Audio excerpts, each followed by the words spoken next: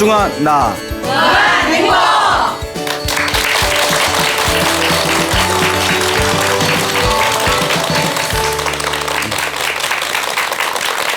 예, 만나서 반갑습니다. 예, 광우 스님이라고 합니다. 여러분들 그 복이 많다, 아이고 복 없다, 아우 박복하다 이런 표현 들어보셨죠? 네. 불교에서는 복이라는 걸 굉장히 중요하게 여깁니다. 그래서 흔히 이런 이야기를 하죠. 복이 많은 사람은 무슨 일을 하든 원하는 걸 빨리 쉽게 얻는답니다. 그리고 복이 없는 사람은 원하는 일을 어렵고 더디게 얻게 된다고 합니다. 그 복이 없는 사람은 아예 얻을 수가 없답니다. 예, 그래서 복이 많을수록 내가 원하는 것을 쉽게 빨리 얻을 수가 있구나. 아, 복이 부족하면 얻기가 힘들거나 복이 없으면 아예 못 얻을 수가 있겠구나. 이렇게 이제 복이라는 표현을 우리가 일상생활 가운데 자주 사용을 합니다. 우연히 TV에서 봤는데요. 어떤 사업을 하신 분이 나오셔서 이런 이야기를 하더라고요. 사업을 해서 성공하는 팔자는 따로 있는 것 같답니다. 열심히 한다고 되는 게 아닌 것 같대요. 예, 동감하십니까? 네. 자기가 사업을 하는데 먹는 장사가 가장 좋다 그래가지고 안전빵은 먹는 장사다. 그래서 한우 전문점을 열었답니다. 한우 고깃집을 열었는데 그의 광우병 파동이 나가지고 어마어마하게 손해를 봤대요. 그래서 뭐 이런 경우가 다 있나. 그리고 두 번째는 이제 그 돼지갈비집을 열었답니다. 하도 광우병 파동에 치가 떨려가지고 이제 돼지갈비를 집을 열었는데 그의 돼지 콜레라가 터졌대요. 그 엄청나게 손해를 봤대요. 돼지 콜레라 때문에. 안 되겠다 싶어가지고 그분이 그래서 삼계탕집을 열었답니다. 자, 여러분 머릿속에 떠오르는 거 있습니까? 그때 조류독감이 터져서 이 3번 연타를 맞았더니 그냥 정신이 없더래요. 그분이 어마어마하게 빚을 짓고 아니 어떻게 하는 사업마다 그렇게 일이 터질 수가 있냐고 그러면서 사업을 해서 돈 버는 팔자는 따로 있는 거 아니냐 이런 그런 생각을 일으킨 적이 있었다고 합니다. 근데 여러분들도 일하다 보면 나는 분명히 열심히 한 것 같은데 그에 걸맞는 어떤 대우라든가 대가를 못 받은 적이 있으시죠? 네. 그리고 또 우리 주변에 보면 별 노력을 안 한 것 같아도 승승장구하는 사람들이 실제로 있습니다. 뭐 대표적인 게 좋은 표현은 아니지만 뭐 금수저라는 얘기 많지 않습니까? 뭐 부모 하나 잘 만난 것 때문에 그냥 건물주 딱 하나 건물 하나 전해받고. 그런데 이 행운이 어디서 오냐? 불교에서는 자기가 전생에 지은 복이랍니다. 그 복이 있어야 행운도 온다. 그래서 복 있는 사람은 무엇을 하든 일이 잘 풀린답니다. 참 이게 어려워요. 여러분은 복이 많은 것 같아요? 적은 것 같아요? 대답하기 애매하죠. 예? 많다고 하기도 애매하고 없다고 하기도 좀 창피하고 예, 여러분들 마음 다 알아요. 예. 자, 그래서 이 복이라는 게 참 중요한데 여러분 복이 정말 많은 사람은 쥐 한 마리로 부자가 될 수가 있습니다. 그 비결을 가르쳐 드릴까요? 옛날에 머나먼 과거 전생에 어느 큰 부자가 있었는데 이 부자가 미래를 예언하는 힘이 있었답니다. 미래를 예언하는 이 능력을 갖춘 부자가 있었는데 어느 날 길을 걷다가 길 한복판에 죽은 쥐 한 마리가 이렇게 있더랍니다. 여러분 죽은 쥐 본 적 있어요? 네, 징그럽죠? 그러니까 사람들이 들어오니까 다 피해 다니는데 그 부자가 이렇게 말을 합니다. 저 죽은 쥐를 누군가 집어간다면 그 사람은 큰 부자가 될 수 있을 것이다. 그 사람들이 지나가면서 막 비웃는 거예요.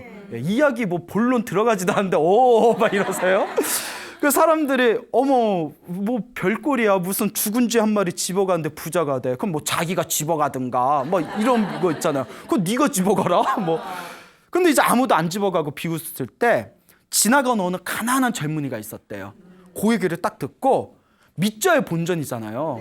그 죽은 쥐 가져간다고 더럽게 하겠지만 혹시 진짜 부자 될 수도 있으니까 그 죽은 쥐를 이렇게 자기가 집어갔대요. 아무도 안 가져가네? 하고 이렇게 쏙 집어갔는데 달랑달랑 집에 갔는데 이제 문제가 생긴 거예요. 가져왔는데 이걸 어떻게 해야 될지 모르겠는 거예요. 뭐 가져오면 부자가 된다더니 부자는커녕 뭐 이제 다 썩으면 막 이제 냄새나고 부패될 테고 그래서 이거 어떻게 해야 되나 고민을 하게 됩니다. 저 쥐를 어떡하나, 데쳐 먹을까, 회쳐 먹을까. 그러다가 이제 고민하다가 내가 아무리 가난해도 내가 어떻게 쥐고기를 먹겠냐. 여러분 쥐고기 안 드셔보셨어요? 네. 옛날 쥐포 쥐고기 아닌가? 그래, 알아요. 농담이에요. 예. 뭐 그러면 뭐 곰탕은 곰으로 끓이나? 예? 자, 아재 개그라고 하죠. 자, 어쨌거나 그 쥐를 어떻게 할까 고민하다가 자기가 친하게 지내던 술집을 찾아갑니다. 그 쥐를 주면서 그 고양이 먹이로 주는 조건으로 동전 한 입을 받았답니다. 어쨌거나 동전 한 입에 그걸 판 거예요, 쥐를. 그래도 그 술집 사장님도 평소에 단골이어서 그런가 그걸 또 사줬네요. 그래, 우리 고양이 먹이지 뭐 하고 동전 한 입을 줬는데, 그 동전 한 입을 뭘 할까 하다가 그 밖에서 장사하는 상인들을 보게 됩니다. 그 장사하는 상인들을 보니까 다들 이렇게 목말라오고 지쳐하는 게 보이니까, 우리 좀 달짝지근한 거 시원한 거 마시면 몸에 힘이 좀 났지 않습니까? 우리 아우야 나 당 떨어졌나 봐 이런 표현 쓰죠. 그리고 그 동전 한 입으로 설탕을 하나 삽니다. 설탕을 사서 깨끗한 물에다가 아주 이렇게 설탕물에 이제 시원하게 만들어서 그걸 이제 그 장사하시는 분한테 팔았어요. 그래서 그 동전 몇 입을 받게 됩니다. 그 동전 몇 입으로 이제 설탕물 장사를 하게 됩니다. 그 설탕물 장사를 이렇게 하다가 어느 날 비바람이 크게 불어서 길에 나무랑 나뭇가지가 우수수수 떨어지게 됩니다.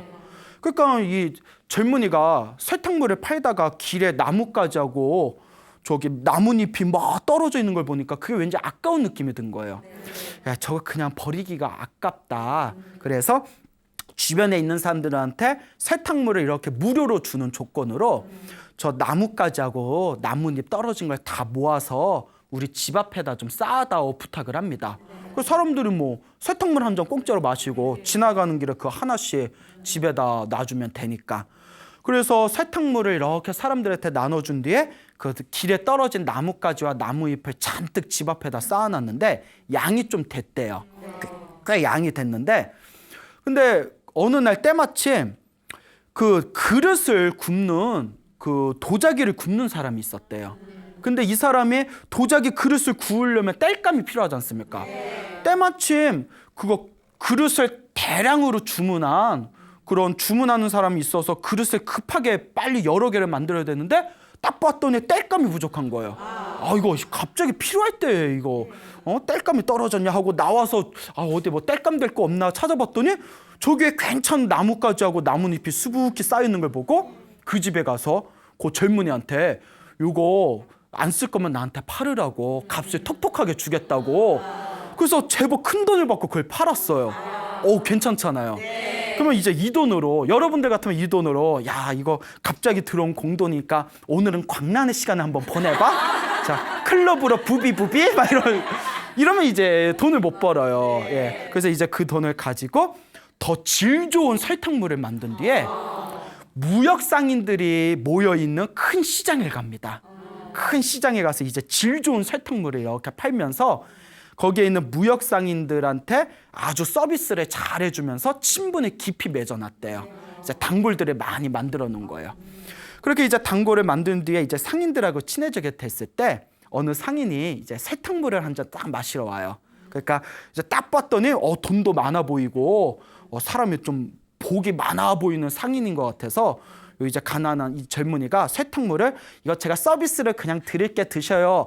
뭐 내가 이걸 몇 입으로 먹으면 되나 하고 돈 주려니까 돈은 집어두고 정 아닙니까? 장사 잘해요. 예? 이게 다 정이죠. 나중에 그 장사하실 때 좋은 정보 있으면 그거나 좀 알려줘요.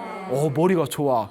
그러니까 이 장사꾼이 설탕물이 별거 아닌 것 같아도 사람 감정이 있지 않습니까? 그 젊은이가 싹싹하고 하니까 그러면 며칠 후에 500마리의 말을 끌고 말장수가 말을 팔기 위해 이 시장에 온다고 한다. 그때 좀 장사 좀 하면 득이 될 것 같은데 하고 나름 고급 정보죠. 정보를 주고 딱 갔는데 이거다 싶어가지고 그동안 모아두었던 돈으로 말먹이 풀을 삽니다. 말먹이 풀을 사요. 일생일대 이제 투자죠. 그리고 그 말먹이 풀을 잔뜩 사놓은 뒤에 500마리의 말을 이끌고 말장수가 시장으로 옵니다. 근데 아주 오랫동안 그 길 위에서 걸어 이제 말을 데리고 왔기 때문에 말들이 다 지쳐 있잖아요. 그러니까 급하게 말한테 뭘 먹여야 되잖아요. 말을 회복시켜야 되니까. 그때 서프라이즈 하면서 오시기를 기다렸습니다. 이거 말먹이풀 기다리고 있었으니까 이거 빨리 먹이라고. 그거 이제 뭐 그 말 장사꾼은 당장 급한데 이거 이렇게 기다리고 있으니까 잘 됐다 싶어가지고 큰 돈을 주고 그 말먹이풀을 사갑니다. 그거 이제 대박 친 거예요. 그게 이제 대박을 친 뒤에 또 이제 친하게 지내던 어느 상인이 며칠 후면 이제 저기 다른 나라에서 어마어마하게 많은 짐을 가지고 여기로 이제 올 거야 될 것이다. 배를 타고 오는데 그때 그 짐들을 각 나라에다가 유통을 하려면 지금 막 그 일손이 좀 부족하다. 뭐 이런 얘기를 한 걸 딱 듣고는 그래 이번에 또 기회가 왔다 해가지고 말먹이 풀을 통해서 벌어들인 큰 돈으로 마차하고 말을 산 거예요. 마차하고 말을 산 뒤에 기다렸다가 그 배가 도착해서 짐을 이제 나라에다가 유통을 해야 되는데 일손이 부족하잖아요.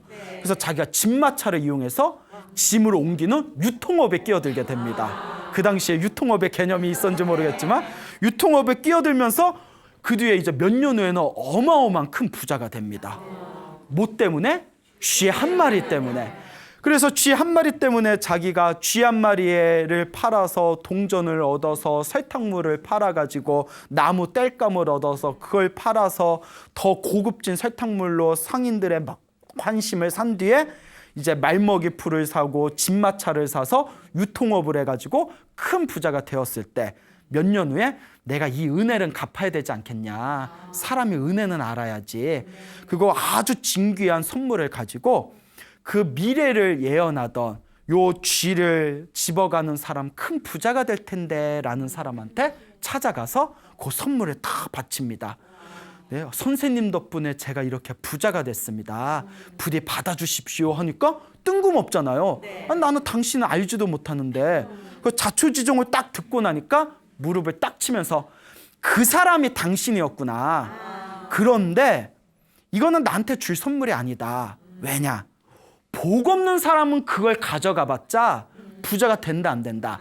안 된다. 당신이 복이 있으니까 그 쥐를 가져가서 행운을 불러일으키고 그 복을 얻고 부자가 된 것이다 라고 이야기를 했습니다. 그러면서 그 미래를 예언하던 큰 부자가 그 젊은이의 지혜와 복덕을 칭찬하면서 자기의 아름다운 딸을 주어서 사위로 삼았다는 훈훈한 해피엔딩이 있습니다. 자, 이것도 쥐 한 마리로 부자가 된 젊은이의 이야기를 통해서 인생에 살아가면서 우리가 내가 원하는 큰 성공을 이루기 위해서는 그 밑바탕에 무엇이 있어야 된다? 복이 있어야 된다는 걸 명심해야 됩니다. 그래서 우리 불교에서는 항상 하는 이야기가 있습니다. 이 세상의 힘 중에서 가장 강한 힘이 무엇이다? 복력이라는 겁니다. 복의 힘이 가장 세다는 거예요. 복 있는 사람은 이긴다 못 이긴다? 못 이겨요, 여러분. 예? 아무리 힘이 좀 UFC나 무슨 격투기 아주 힘이 센 그런 격투기 선수가 있다 하더라도 복 있는 사람은 못 이겨요. 복 있는 사람 치려고 할 때 내가 복이 딸리면 갑자기 뭐 배탈이 난다거나 갑자기 뭐 하늘에서 뭐 돌덩어리가 떨어진다거나 복 있는 사람은 못 이깁니다. 그래서 우리가 그 뭐 중국의 역사를 보면 수많은 장군들의 이야기 있잖아요. 희한한 게 분명히 죽어야 할 고비에서 기적같이 살아나는 이야기가 있어요. 우리 같으면 벌써 죽었을 거야. 우리 같으면 가만히 있었으면 화살을 피해가는 거 화살 피한다고 피하다가 오히려 화살을 맞는 그렇지 않습니까? 근데 그 옛날에 그 유명한 장수들 천하의 패권, 천하를 통일한 그런 어떤 장군들을 보면 한결같이 남들 같으면 평범한 사람들 같으면 100번 죽었어야 할 상황에서도 살아남는 기적 같은 경우를 역사책에서 볼 수가 있습니다. 그 사람들은 뭘 가지고 타고난 걸까요? 복이 있었던 거예요. 예, 이만큼 복의 힘이 참으로 중요하다. 명심을 하시길 바랍니다. 여러분, 얼토당토 없는 주문 하나로 인생에 큰 성공을 거둔 사람이 있다면 믿으실 수 있겠습니까? 그 불교 우리 설화에 보면 굉장히 재미난 이야기가 또 하나 있습니다. 그 어떤 젊은이가 있었는데 굉장히 머리가 나빴다고 합니다. 너무 머리가 나빴는데 심각하게 나빴다고 합니다. 너무나 머리가 나빠서 이 사람이 고민하다가 그럼 내가 지혜로운 스승을 만나야 되겠다. 그래서 멀리 500명의 제자를 데리고 있는 지혜로운 스승을 찾아가서 이제 유학 생활을 하게 됩니다. 고향을 떠나서 그 지혜로운 스승을 만나서 지혜로운 그 스승님 밑에서 열심히 공부를 하는데, 스승이 그 500명의 제자들이 있지만 살다 저렇게 머리가 우둔한 사람은 처음 본 거예요. 야, 내가 수십 년 동안 별의별 사람들 만났지만 어쩜 저렇게 머리가 멍청할까. 근데 미워할 수가 없는 게 너무 착한 거예요. 너무 착하고 성실하고, 스승이 죽어라 하면 막 죽는 신용을 하고, 죽어 하면 나 진짜 죽는다 절벽에서 막 떨어지려고 그러고, 너무 착하고 순수하고 순진하니까 스승이 정이 안 갈 수가 없는 거예요. 그래서 각별하게 더 신경을 써줬는데도 너무나 머리가 우둔해서 스승이 이제 고민을 합니다. 아, 저 착한 제자에게 무언가 선물을 주고 싶은데 도저히 머리가 나빠서 내가 아무리 좋은 나의 지혜를 전해주려고 해도 방법이 없구나. 고민하다가 이 스승이 당신 딴에는 나름대로 최고의 주문을 하나 만들어냅니다. 그리고 이제 제자를 불러냅니다. 제자야, 내 몇 년 동안 내 밑에서 네가 공부를 했지만 더 이상 앞으로 몇 년 동안 더 공부를 한다 하더라도 그거는 더 이상 시간이 무의미할 것 같다. 대신 우리 착한 제자를 위해서 내가 정성스럽게 만든 주문이 있다. 이 주문을 가르쳐 줄 테니까 이제 집에 가면 아침에 눈 뜨면 저녁에 잠들 때까지 이것을 항상 되뇌어라. 너 평생 동안 이것을 절대 잊어먹지 말아라 하면서 주문을 하나 가르쳐 줍니다. 그 주문이, 잘 들어보십시오. 못된 짓을 하고 있구나. 못된 짓을 하고 있구나. 왜 하는지 난 다 알지 라는 주문을 가르쳐 줍니다. 희한하죠? 네. 못된 짓을 하고 있구나. 못된 짓을 하고 있구나. 왜 그런 짓을 하는지 난 다 알지. 뭐 별 이상한 주문을. 근데 이거에 깊은 뜻이 있어요. 여러분, 우리가 착한 일을 많이 하면 선업이 늘어나서 행복의 열매를 맺게 되고, 나쁜 짓을 많이 하면 악업이 늘어나서 불행한 결과를 맞게 된다라는 인과 업보를 다 아시지 않습니까? 근데 우리 항상 착한 일을 할 때나 나쁜 일을 할 때나 다 내 마음에서 일어나고 사라지는 세계입니다. 그렇죠? 그렇기 때문에 내 마음에서 나쁜 생각이 일어날 때 항상 내 마음을 있는 그대로 관찰하고, 그 나쁜 마음이 일어나기 전에 그 나쁜 의도를 딱 꺾어버려야 돼요. 그러니까 항상 내 마음을 관찰하면서 나쁜 일이 일어나려고 할 때, 나쁜 마음이 일어나려고 할 때마다 못된 짓을 하고 있구나. 못된 짓을 하고 있구나. 왜 그런 짓을 하려는지 난 다 알지 하고 내 마음에서 나쁜 생각이 일어날 때마다 그걸 관찰하라는 뜻이에요. 놀라운 주문이죠. 근데 이제 제자한테 그런 거 얘기해봤자 이해도 못하고, 못된 짓을 하고 있구나, 못된 짓을 하고 있구나, 왜 그런 짓을 하는지 난 다 알지 해서 앞구절을 가르쳐주면 뒷구절을 잊어버리고, 뒷구절을 잊어먹으면 앞구절을 잊어버리고, 그러니까 지혜로운 스승조차도 막 주먹이 부들부들 떨리는 거예요. 얼마나 답답하면. 이건 이제 농담이고요. 그래서 이제 스승이 인내심을 가지고 결국 그 주문을 다 가르쳐 줍니다. 그 별것도 아닌데 힘들게 가르쳐 준 뒤에 스승이 됐다, 이제 떠나라. 이 주문을 절대 잊지 말고 떠나라. 그리고 이제 이 주문으로 항상 네가 이 주문을 새겨가고 이 주문을 항상 마음으로, 입으로 항상 외우고 다닌다면 분명히 너에게 좋은 일이 생길 것이다 하고 이제 제자를 보냅니다. 그 제자가 이제 스승에게 다 작별 인사를 하고 이제 집으로 돌아오게 되죠. 근데 그 나라에 왕이 하나 있었다고 합니다. 굉장히 훌륭한 왕이었다고 해요. 굉장히 훌륭한 왕이었는데 이 왕이 어느 날 이런 생각을 합니다.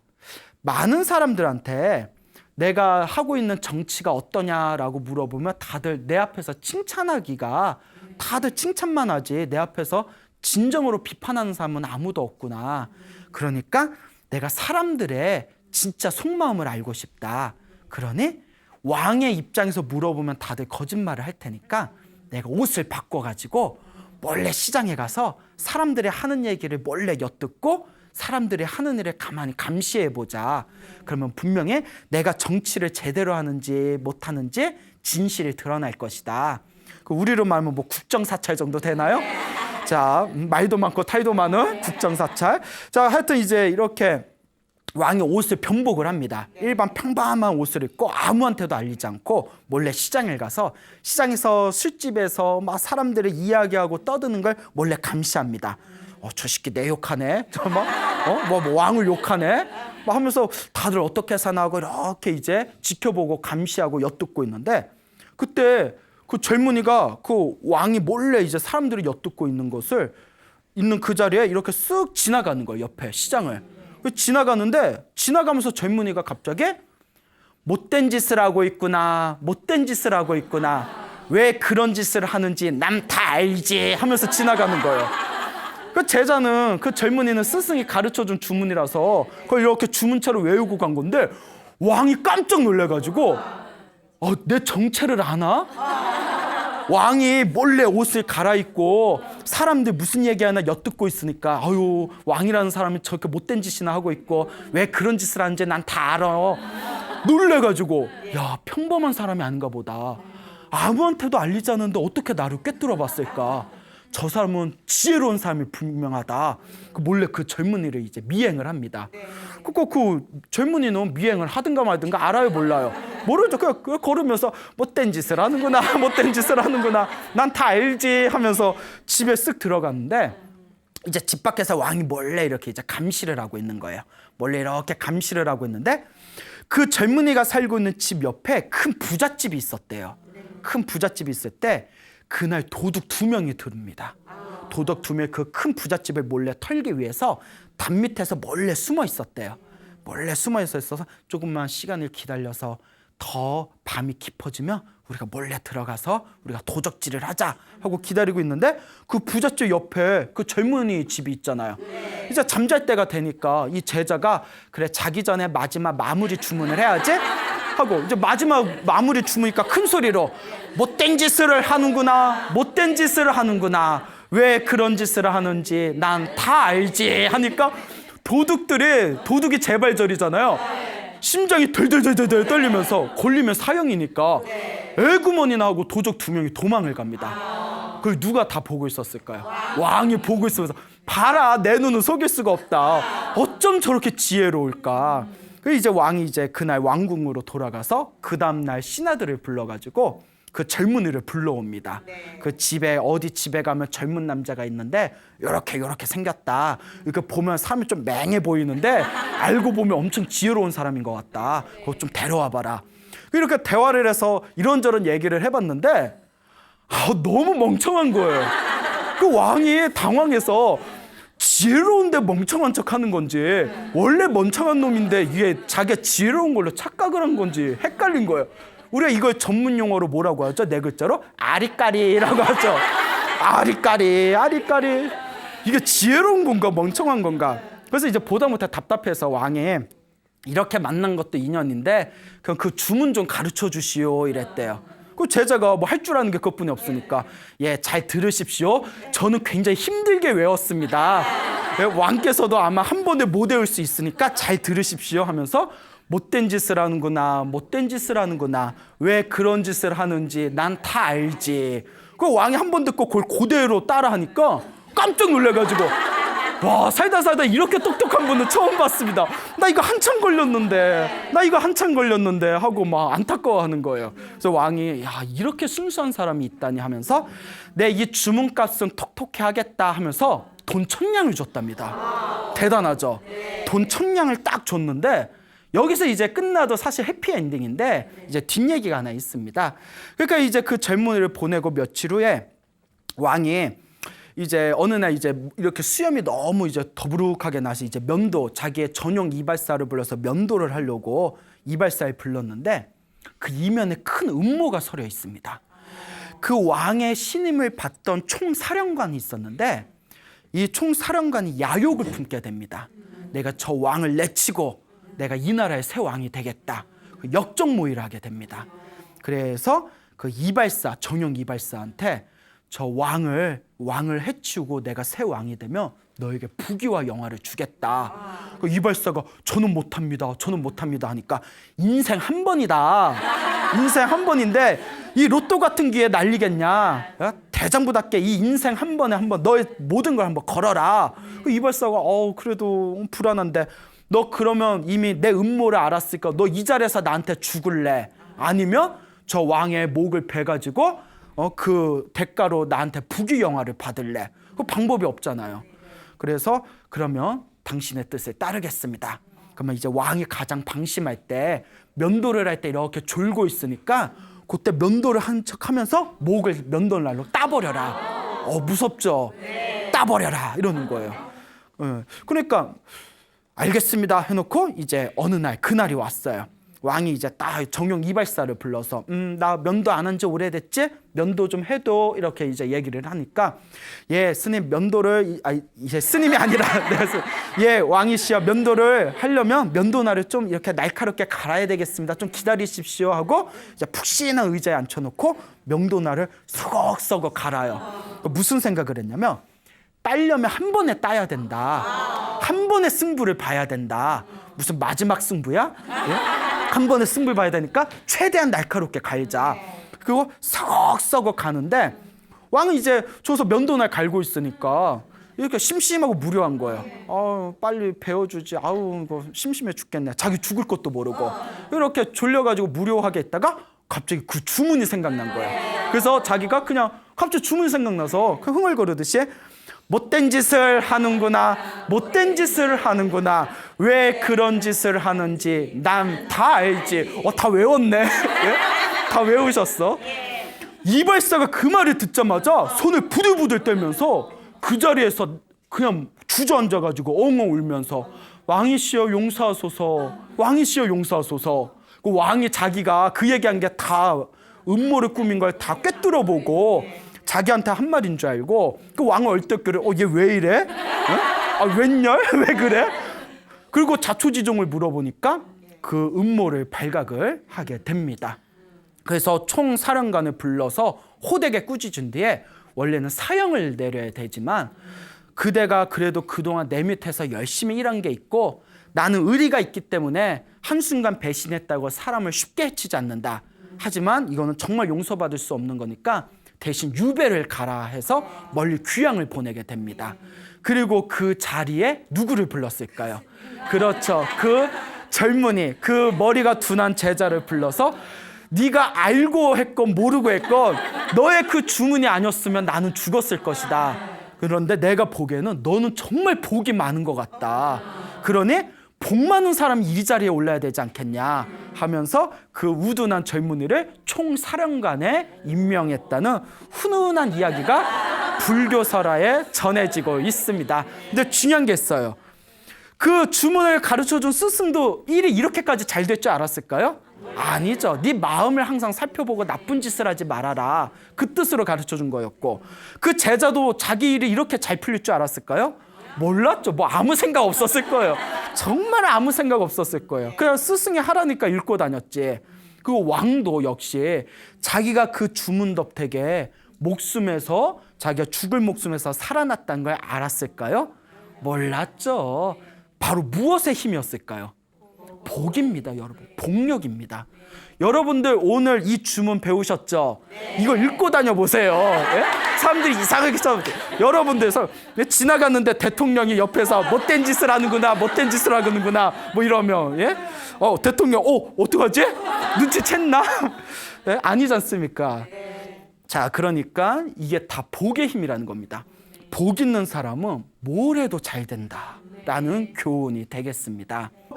불교는 사실 깨달음과 지혜의 종교입니다. 원래 깨달음이 목표입니다. 지혜가 목표죠. 그런데 중요한 게 있습니다. 깨달음과 지혜를 얻으려면 밑바탕에 또 뭐가 있어야 된다? 복이 있어야 되는 거예요. 복이 있어야 수행을 할 수 있고, 복이 있어야 좋은 스승을 만날 수 있고, 복이 있어야 좋은 도반을 만날 수 있고, 복이 있어야 수행하는데 공부하는데 전념할 수가 있습니다. 복 없는 사람은 아무리 공부하고 수행하고 싶어도 일이 안 따라져요. 그래서 우리 스님들 중에서도 이상하게 나는 수행만 하려고 하면 뭐 안 좋은 일들이 생긴다고. 그래서 그거 처리하느라고 수행 못하고 이제 일 다 처리해놓고 이제부터는 내가 공부해야지 하고 또 공부 시작하면 또 저기에서 또 일이 빵 터져서 그게 뭐가 없어서 그렇다? 공부복이 없어서 그런 거야. 공부복이 없어서.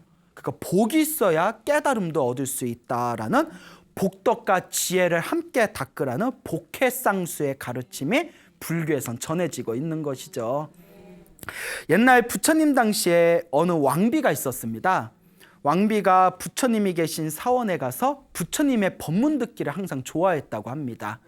어쩜 우리 부처님은 저렇게 잘생기셨을까? 경전에 보면 엄청 잘생겼대요. 부처님은 왜 얼굴이 잘생긴지 아세요? 중생들은 항상 외모를 보고 사람을 판단하기 때문에 부처님이 중생 제도를 더 쉽게 하기 위해서 그 경전에 보면 백생 동안 몇 생? 백생 동안 얼굴 잘생겨지는 복을 닦았대요. 대단하시죠? 네. 얼굴이 잘생겨야 이제 포교하기 쉽고 또 중생을 제도하기 쉬우니까. 근데 저는 그 말에 동감하는 게 항상 느끼는 거. 옛날에도 제가 존경하는 어른 스님이 해주신 말씀인데 연부를 잘하면 연부를 잘하고 연부를 아주 그냥 아름답게 잘하면 신도들이 많이 모인대요. 근데 그거는 하수래요. 법문을 잘하고 강의를 잘하면 사람들이 많이 모인대요. 근데 그것도 높은 수준은 아니래요. 뭐 최고의 포교의 고수는 누구냐? 잘생긴 스님이 웃으면서 이리 와 하면 어머 어쩜 저 스님 저렇게 잘생겼을까 하고 구름같이 모여든대요. 그게 포교의 고수래요. 예, 그 웃자고 한 말이에요. 예, 웃자고 한 말인데 또 너무 외모 지상주의다. 근데 그만큼 잘생긴 외모는 세상을 살아가는데 도움이 된다. 그것도 복이다라는 그런 어떤 웃자고 한 우화입니다. 또 웃자고 한 말인데 죽자고 달려들면 안 돼요. 부처님도 그랬기 때문에 얼굴에 잘생긴 사람일수록 중생제도 하는데 더 유리하기 때문에 백생 동안 거룩한 외모를 얻기 위해서 복을 닦으셨다라는 설화가 있습니다. 그래서 이제 왕비가 항상 궁녀들을 데리고 거룩한 부처님의 모습을 보면서 설법을 듣는 것을 항상 즐겨했는데 사원을 갈 때는 화려한 옷이나 화려한 장신구를 차면 안 됩니다. 예, 그게 이제 예법이죠. 그래서 이제 왕비가 사원에 들어가서 부처님께 설법을 듣기 전에 깨끗한 손수건에다가 자기가 가지고 있는 진귀한 보석을 다 벗어서 수건에다 다 싼 뒤에 하녀에게 맡겼답니다. 내가 설법 들고 올 동안 요거 보관하고 있거라 하고 이제 옷을 검소하게 갈아입은 뒤에 부처님 사원에 들어가서 가만히 부처님의 거룩한 설법을 듣고 난 뒤에 이렇게 이제 절에 이제 나와서 하녀를 불렀는데 발칵 뒤집혀진 거예요. 하녀가 깜빡 그 보석이 들어있는 손수건을 어디다가 잃어버린 거예요. 그러니까 이거 어떻게 하냐고 하녀는 부들부들 떠는데 이제 왕이 이제 노한 거예요.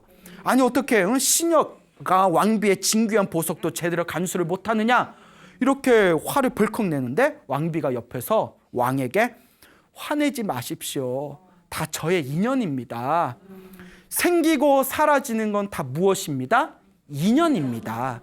저 보석이 저와 인연이 있다면 다시 저한테 올 것이고 저 보석이 인연이 없으면 제가 아무리 움켜줘도 결국 빠져나가기 마련입니다. 모든 것은 인연 따라 일어났다가 인연 따라 사라지는 거. 이 인연법이야말로 부처님의 가르침입니다. 그러니 저 하녀에게 시녀에게 화를 내지 마십시오. 이렇게 이야기를 합니다. 왕비가 불자라 그런지 자비로워요. 우리 같으면 금가락지 하나만 잊어먹어도 그냥 발칵 뒤집힐 텐데, 네가 잊어먹었으니까 산에 소송 걸리고 난리 날 텐데. 자, 어쨌거나 그래서 이제 왕이 그 얘기를 듣고는 일단 한번 이렇게 참았는데 며칠이 지난 뒤에 부처님의 수제자 중에 안한존자라는 안한 스님께서 사원 밖을 천천히 거니시다가 저게 뭐가 번쩍번쩍하는 게 보여가지고 저게 뭔가 하고 나무 밑에 틈에서 이렇게 봤더니 수건에 쌓여져 있는 그런 황금과 보석을 발견하게 됩니다. 그래서 이게 뭔가 하고 이렇게 보니까 평소에 절에 자주 찾아오는 왕비의 물품이라는 걸 기억을 해내게 됩니다. 우리 같으면 딱 우와 대박 이러면서 나 오늘부터 승모 벗는다. 청담동에 건물 세워야지. 네? 자, 이제 그럴 리는 없겠죠. 거룩하신 이제 아난스님께서 왕비가 이 물건을 잊어먹었나 보구나. 부처님한테 말씀드렸더니 부처님께서 마땅히 주인에게 돌려주거라. 그래서 이제 아난스님이 그걸 그 다음날 왕궁에 가서 왕에게 그것을 다시 돌려줍니다. 그 왕이 너무 기뻐하면서 왕비를 부른 뒤에 보시오 보시오.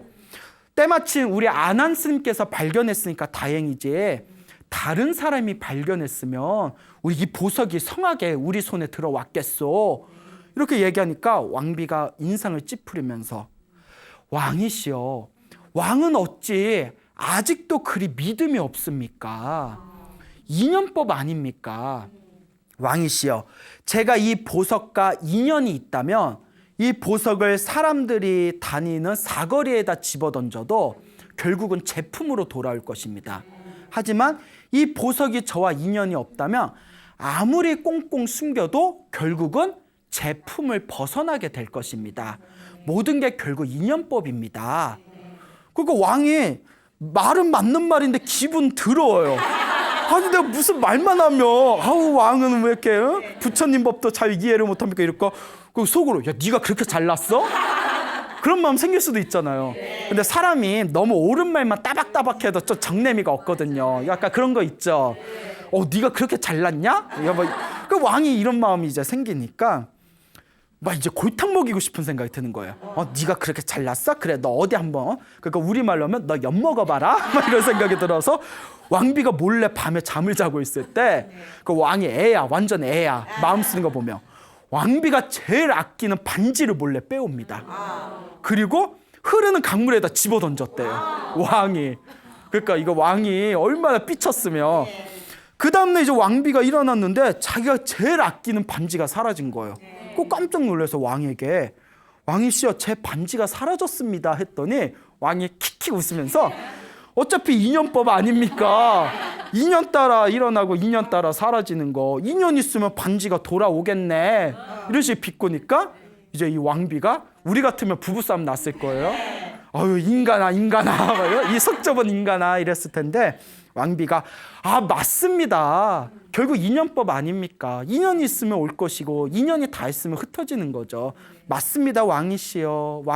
왕께서 부처님의 가르침을 잘 이해하고 계시네요. 이렇게 이제 훈훈하게 이제 대화가 끝났어요.